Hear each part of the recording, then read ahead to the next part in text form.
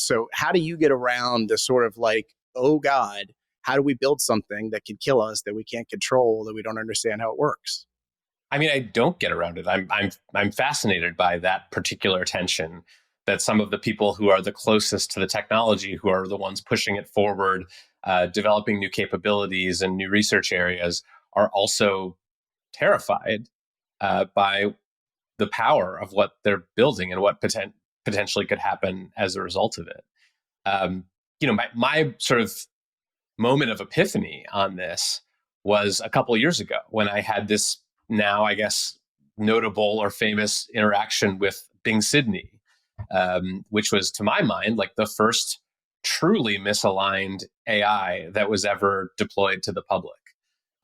This was a system that was, we now know an early instantiation of GPT-4 that Microsoft had not done adequate fine tuning and RLHF on. And so they just shoved it into the search engine.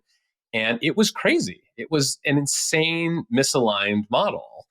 And I had this encounter. They printed it on the front page of the Sunday Times. It was like, my most viewed story ever and will be till the day I die. But when I called Microsoft and asked them, like, what happened here? Like, why did this happen? They couldn't tell me. They couldn't even say, like, oh, we think it was like neuron, 3624 that was firing when it shouldn't have. They couldn't even really tell me in broad strokes why an AI like Bing Sydney was misaligned or why it was veering off the rails.